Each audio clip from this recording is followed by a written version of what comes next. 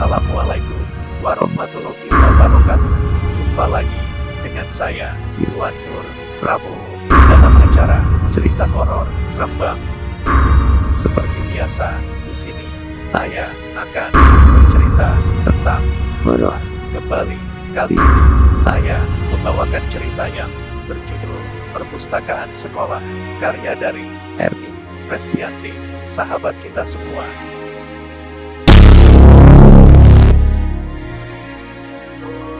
Pagi ini langit terlihat mendung, seolah sang mentari enggan menampakkan dirinya. Dan seperti biasa, keadaan ini selalu sama, seakan tak pernah ada perubahan dari hari ke hari.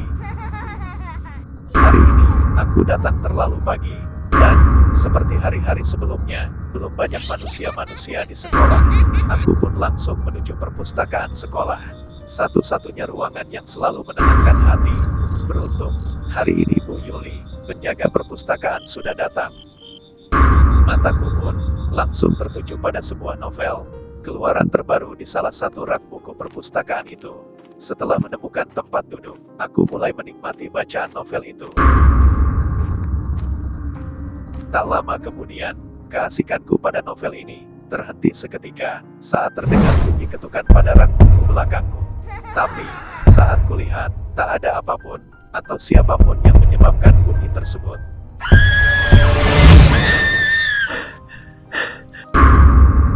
"Kenapa Lan? Kok kamu kayak habis dikejar anjing aja?" tanya Bella dan Adele, kedua sahabatku. Enggak kok," jawabku terengah-engah. "Benarkah? Cerita aja, kita kan sahabat Mulan," bujuk Bella. Setelah mengatur nafasku, aku pun menceritakannya pada mereka, dan mereka hanya menanggapi dengan anggukan tanda mereka mengerti. Dan mengusulkan untuk bertanya pada Bu Yuli, apakah tadi ada murid lain yang ada di perpus dan iseng. Sesaat kemudian bel tanda masuk berbunyi. Lantas kami pun menghentikan obrolan kami, dan menjalani rutinitas kami sebagai pelajar.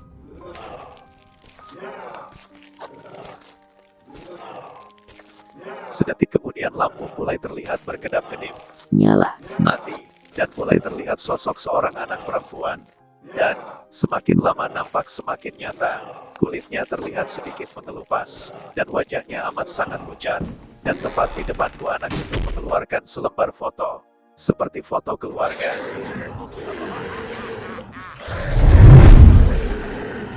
Tolong bongkar misteri yang sudah lama terkubur ini,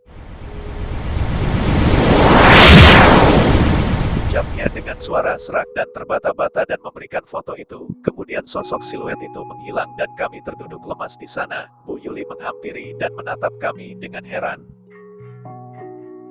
"Kalian kenapa? Apa kalian tidak apa-apa?" tanyanya. Enggak kok Bu, permisi," jawabku sambil menarik tangan kedua sahabatku dan buru-buru menyembunyikan foto itu tadi. Gila. "Apa itu tadi? Dan apa maksudnya?" ucap Adele yang terlihat sangat ketakutan di antara kami semua. "Entah, nanti saat istirahat kita tanya Pak Swab sajalah, kan dia sudah sangat lama ada di sini. Mungkin ia tahu," jawab Bella. Aku hanya menganggukkan kepalaku. Kami pun kembali ke kelas dan saling terdiam, terhanyut dalam pikiran kami masing-masing. Kemudian saat istirahat tiba. "Ke kantin yuk, lapar nih," seru Adele. Bentar, kita tanya ke Pak Swab dulu," usulku. Lalu kami pun langsung menarik tangan Adele menjauhi kantin dan menghampiri Pak Swab yang sedang menyapu halaman sekolah. Dan saat kami jelaskan dan menunjukkan foto tadi, ia terlihat sangat terkejut dan tidak mau menceritakannya. Tapi setelah kami paksa, akhirnya ia baru mau menceritakannya.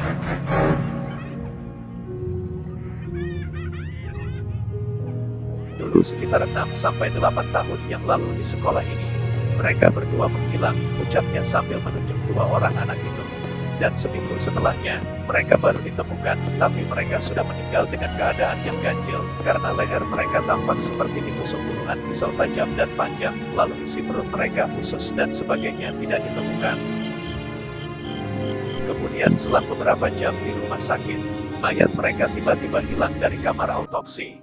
Dulu para polisi sempat menyebutkan dalang dibalik semua kejahatan ini mungkin adalah ibu tiri mereka yang tak menyukai anak-anak tirinya, dan hanya mengincar harta benda keluarga anak-anak tirinya tersebut. Meski ini belum pasti, tapi para polisi memutuskan menghentikan penyelidikan mereka dengan berbagai alasan yang tidak bisa diterima secara logis. Lalu kasus ini pun ditutup dan lama tak muncul lagi. Dan juga baru-baru ini beredar bahwa Bu Ismi, guru bahasa, adalah ibu tiri dari kedua anak ini.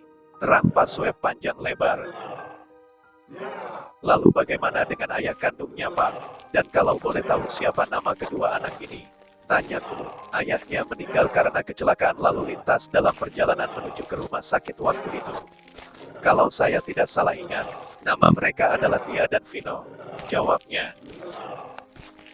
Oh, terima kasih, Pak. Iya, Pak, kalau boleh kami ingin mencari tahu kebenaran dari pembunuhan ini nanti malam, karena ini keinginan dari mendiang anak itu yang ia katakan saat pertama kami bertemu di ruang perpus. Tapi kami tidak bisa masuk ke sana jikalau tak ada kuncinya, ucap Bella. Baiklah, nanti saat pulang sekolah saya berikan. Tapi saya sarankan, hati-hati. Iya, Pak, terima kasih.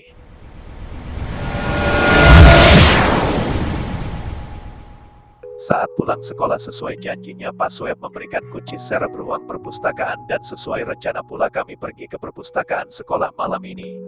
Kalian yakin mau masuk lagi ke sana? Tanya Adele dengan keringat dingin.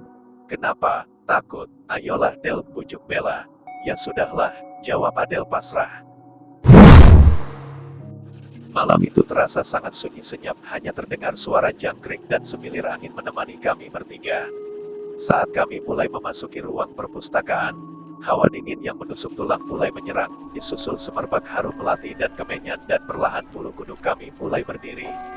Perlahan namun pasti kami mulai memasuki perpustakaan itu seraya menutup hidung. Takut nih, bisik Adele dengan suara bergetar. Berisik, bentak Bella. Setelah mendapat bentakan itu, Adele pun tak berani bersuara lagi. Beberapa saat kemudian angin malam terasa semakin kencang dan dingin. Keadaan terasa makin mencekam, lemari-lemari pun terlihat mulai bergetar-getar dan sosok siluet itu muncul kembali, namun kali ini mereka muncul berdua dan membawa sebuah buku.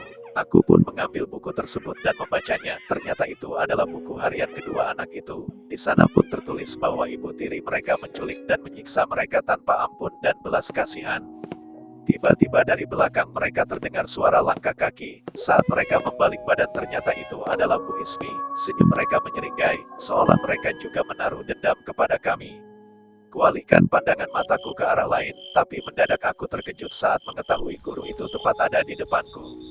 Apa yang ia lakukan di sekolah malam-malam begini? Dan apa mungkin ia memang pembunuh anak tirinya dan ia tahu kalau kami ingin membongkar misteri ini, lalu ia berniat menghabisi kami juga? Oh Tuhan, pikirku. Wah, pintar juga kalian sudah tahu sampai sejauh ini dan kalian juga berani datang mencari tahu hal ini. Kalian pasti berniat membongkar semuanya dan melaporkannya ke polisi kan? Bagus, tapi itu tidak akan terjadi. Karena nasib kalian akan sama seperti Tia dan Vino.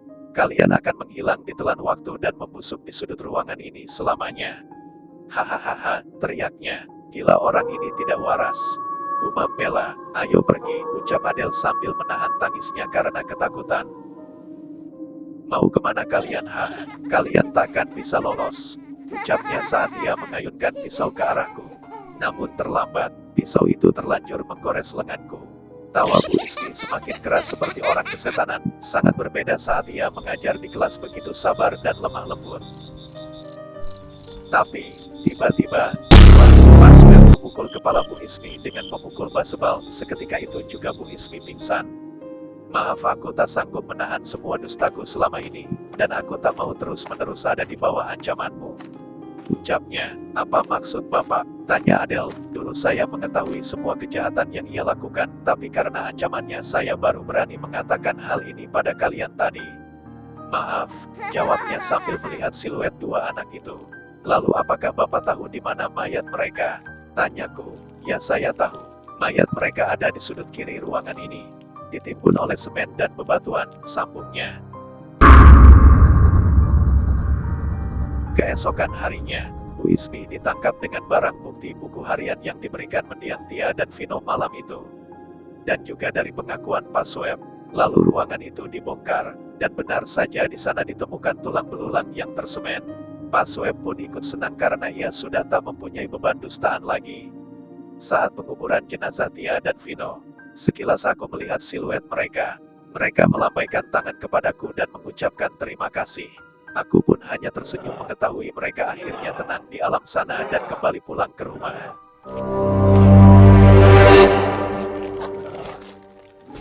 Terima kasih telah berkunjung di channel Cerita Horor Rembang. Jangan lupa subscribe, like, komen, dan hidupkan lonceng. Wassalamualaikum warahmatullahi wabarakatuh. Salam misteri dan horor.